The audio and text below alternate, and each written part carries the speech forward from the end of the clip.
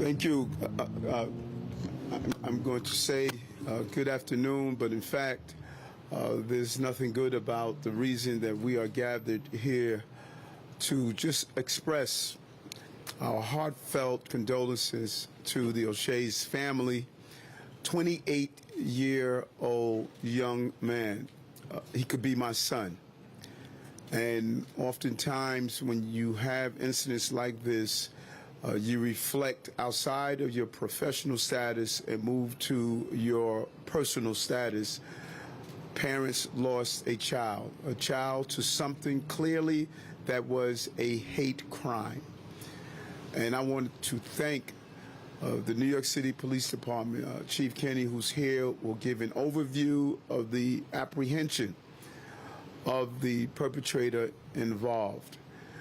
And it should be important to point out that that apprehension took place because everyday New Yorkers contributed basic information we needed to identify and to apprehend. And the issue itself made an attempt to give the impression that it came from hate from the Muslim community towards the LGBTQ plus community. That was in fact not true. These are both important communities in the city of New York. They contribute to the community. Both communities I have worked with on so many occasions, and both are against any level of hate. And both communities have been victimized by Islamophobia, anti-gay, and other forms of hates. Their voices have been loud and clear that they stand united against fighting any form of hate in this city. Young O'Shea was a dancer, dancing to one of our iconic artists, Beyonce, just enjoying what everyday New Yorkers do, coming to the city to really enjoy the freedom of expressing himself the way New Yorkers are allowed to do. Our message today to both the Muslim community and the LGBT plus community, as well as all others. This is a city where you are free to express yourself, and that expression should never end with any form of violence. And the police department took this case as seriously as any other case, but to make sure we can bring the perpetrator to justice. And yes, it was announced yesterday that we apprehended the suspect. And I want to now turn it over to Chief Coney to go over the preliminary information before introducing two representative leaders in both the LGBTQ plus community and the Muslim community. Chief. Thank you, Mr. Mayor. Good afternoon. I'm Assistant Chief Joe Coney from the Detective Bureau. On Saturday, July 29th, at approximately 11:15 p.m., 70 precinct patrol officers were directed to the vicinity of Coney Island Avenue and Avenue P for multiple 911 calls reporting that a man had been stabbed at this location. Upon arriving at the scene, the officers encountered a male laying on the sidewalk behind you. He was suffering from a single stab wound to the left side of his ribcage. The victim was identified as Mr. O'Shea Sibley, male black, 28 years old, currently residing in Brooklyn. He was transferred to Maimonides Hospital, where he was pronounced dead at 12:33 in the morning. Detectives from the 70 Precinct Detective Squad and Brooklyn South Homicide Squad immediately responded to the scene. A witness and video canvas quickly yielded positive results. Recovered video showed that the victim and his friends being confronted by a group of males and being harassed. We can see on the video a heated verbal dispute quickly turns physical. This results in Mr. Sibley being stabbed one time, causing his death. Mr. Sibley was traveling back home from New Jersey with 4 other male friends when they stopped for gas at this mobile gas station. As they waited to refuel their vehicle, Mr. Sibley and his group began dancing to music that was being played in their car. At this point, a male called out to Mr. Sibley and his group, demanding that they stop dancing. Others joined this male. As the group began to yell at Mr. Sibley and his friends, they began to call him derogatory names and use homophobic slurs against him. They also made anti-black statements, all while demanding that they simply stop dancing. This encounter lasts for approximately 4 minutes, when the victim and the known perpetrator come together. This perpetrator retreats away from Mr. Sibley while striking him one time with a sharp object, piercing his chest and damaging his heart. Mr. Sibley falls to the sidewalk while the perpetrator flees the scene in a Toyota Highlander. Detectives were able to quickly identify the suspect of this crime with the assistance of other city agencies, the NYPD Hate Crimes Unit, the School Safety Division, field intelligence officers, and our partners at the Kings County District Attorney's Office. The suspect is identified as a male, 17 years of age. He resides in Brooklyn, and he attends a nearby high school. Members of the NYPD Fugitive Enforcement Unit and the U.S. Marshals Regional Fugitive Task Force were assigned with the task of locating and apprehending this individual. Their efforts led to his apprehension yesterday. He has been charged with murder too, and that is being charged as a hate crime, and criminal possession of a weapon. He has been remanded. Now I'd like to introduce Lee Soldier Simmons.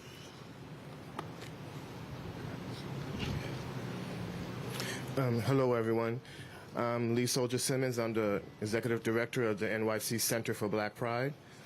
And on this day, which is exactly 2 weeks before actually Black Pride is going to be beginning here in New York, I met him, O'Shea, actually as a performer, as a dancer, performing for me in an off-Broadway show for Black Pride. The young man I met in 2017, so this is about 6 years ago. Amazing dancer. He's also part of what we know as the house and ballroom community, and he is part of the House of Demure Versailles. And I wanted to speak that because oftentimes, especially within the LGBT community, it's not necessarily always our birth families, it's our chosen families that are there that support him. And some of the youth that was here with him and dancing with him were his brothers and sisters that were part of that ballroom community. So I wanted to make sure that I uplifted that we support each other. It's very sad that he, as being the talent that he was, and coming from Philadelphia, he was never able to reach his full potential. The saddest thing part about it is that we wrestle with this death, we wrestle with hate crimes, we wrestle with people within our community constantly facing discrimination, not just because you're black, but because you represent LGBT, and the fact that he was doing nothing more but voguing and dancing here, he did not deserve to die in that way. So I want to also make a note that as we are sitting here mourning the passing of this talented young man, today we're also mourning the passing of the Paris is Burning icon, Carmen Extravaganza. She also passed away. I'm going to now pass it over to Miss Ali.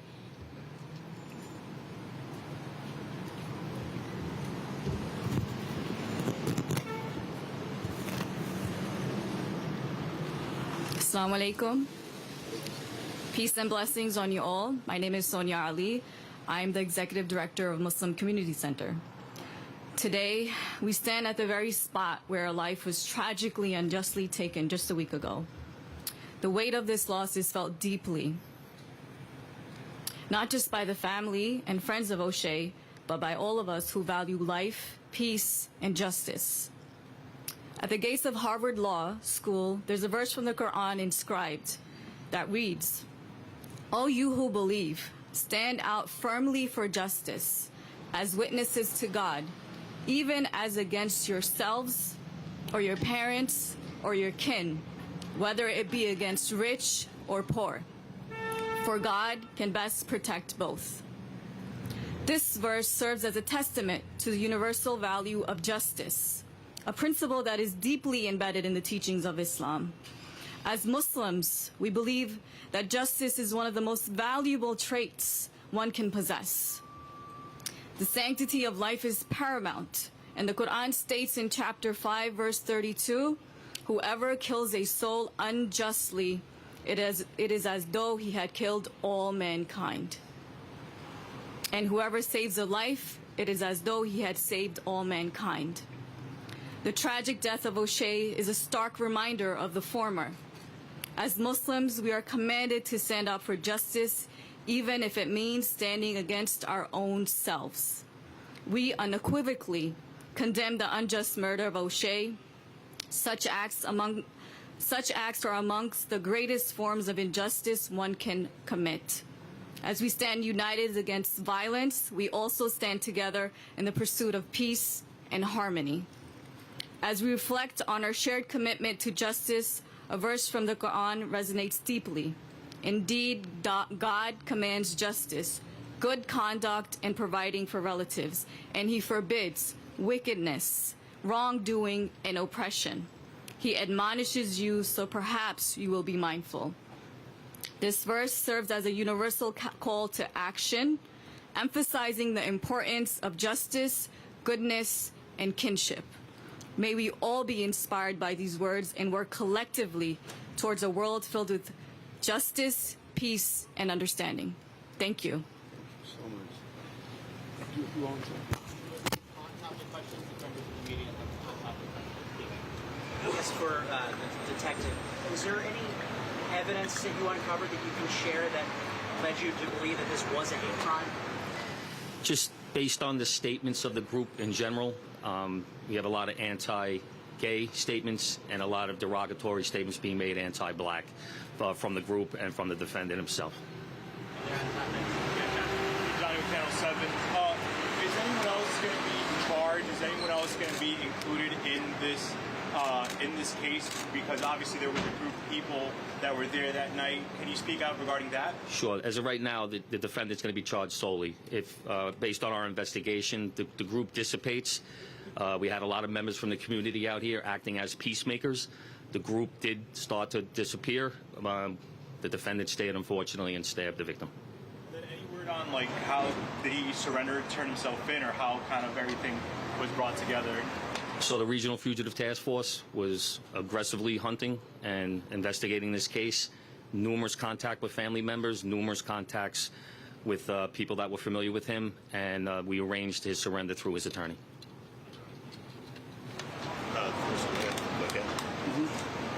And I just want to respond also to turning himself in. When the community, the agencies, and the apparatus is put in place that really corner people in, they traditionally turn themselves in. They turn themselves in. That's the byproduct of the coordination of the community and our local entities. So it wasn't as though it was just someone turned themselves in because it was out of the goodness of their heart. It was out of the proper investigation and coordination that led no other thing to do but to turn yourself in. Last night, as people assembled, we're talking about the narrative and tension between the Muslim and the LGBT plus community that we're rejecting. Last night, they weren't talking about that at all. There was all this talk about we protect ourselves and also that the police terrorize people in the community. And that kept coming up. I just wondered what your message is to the people who are mourning and here and that dancing and felt that way.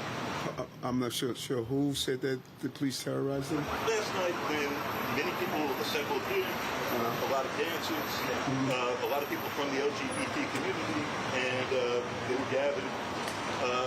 There was not really anything directed at the Muslim community. There was frustration directed at the police who were here and very kind cases. So I just wondered what your message is. Yeah, I'm going to let you go, sir.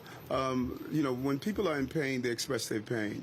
When you look at the gay officers actually, when you look at the coordination with all the different entities, people express themselves when they are in pain. I think the relationship between the NYPD and the LGBTQ plus community is a solid relationship.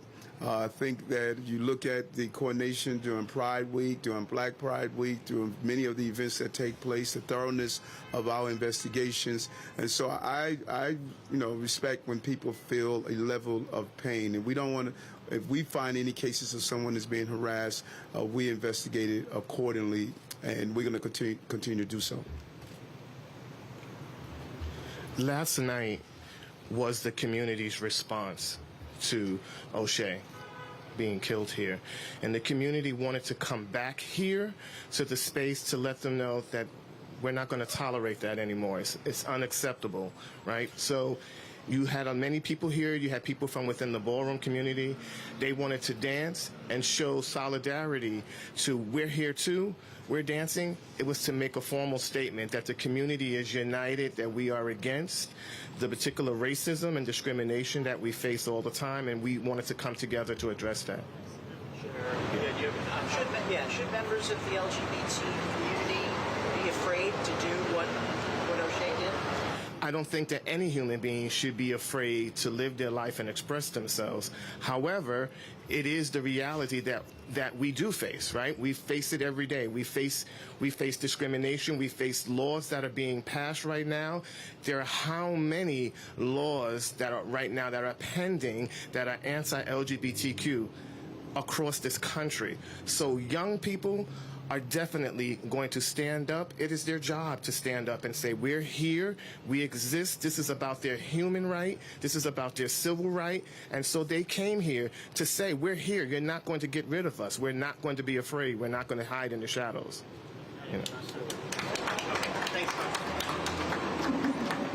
Mr. Mayor, the fact that this is a 17-year-old, is that, what feeling do you have on that, the fact that this is a very young person?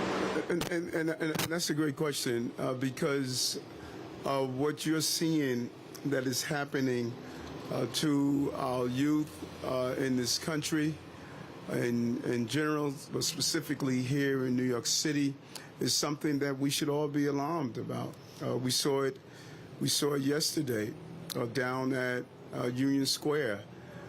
This is not a policing issue. This is a parenting issue. And we need to be clear on that. Police is the response after an incident happened, but there should be a proactive approach. When I looked at what happened in Union Square, the first thing I did was text my son and say, where are you? Are you in Union Square? And I wonder, with the thousands of children who were there, hurling dangerous objects at police officers, disrespecting the residents in the area, attacking each other. How many parents text their children? And, you know, that old commercial that says 10 p.m., do you know where your children are? How many looked at that and said, let me text my son, let me call my daughter, are you down there? And so police is not going to be able to resolve these issues on our own. The great level of restraint we saw yesterday by the New York City Police Department, that could have turned really ugly. And as I monitored and communicated with the on-the-ground teams, telling them these are young people, we have to, be mindful of that as we bring back order. That's the same in this incident. 17-year-old, you're not born with hate. So what are we doing as adults that creates this energy of hate? And that energy that's created is not coming from a community such as the Muslim community that is aware of the hate that they see every day. It's not coming from the LGBTQ plus community of the hate they experience. So it's coming from other entities that we need to fight against. And the only way we can win is we are united in our fight. And that's why we're standing here today on the announcement of this apprehension. Question. What's your message to parents? I mean, clearly, like you said, as a 17-year-old, yesterday there was a chaos erupted, young people. Your message to parents, what would you say to that? And, it's difficult being a parent now with so much weight and so many obligations they are facing. I know my role with Jordan and the responsibilities that I have. Our children cannot be raised by social media. Our children cannot get their values, their beliefs from social media and other outside entities. And it's about being aware that the things that my mother needed to raise me is different from the things that parents need today. Our children are being inundated by influencers, by those who consider themselves to be credible messengers. This young man yesterday, he had of a substantial number of followers. People came from outside the city to be there, and I want us to, we're further looking into whether there's some even outside agitators. You don't come to get free Game Boys and bring smoke bombs and bring M80s and bring other disruptive items. And so we believe there were some outside influencers that may have attempted to aggravate this situation.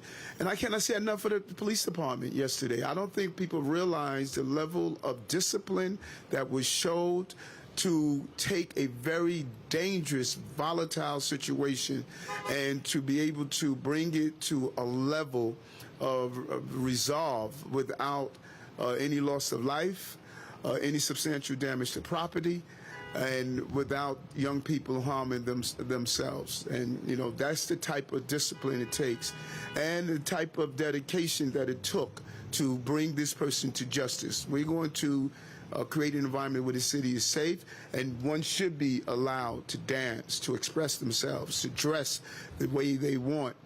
This is what I fought for years ago with the Gay Officers Action League, and I'm not going to relinquish that fight as the mayor of the city of New York.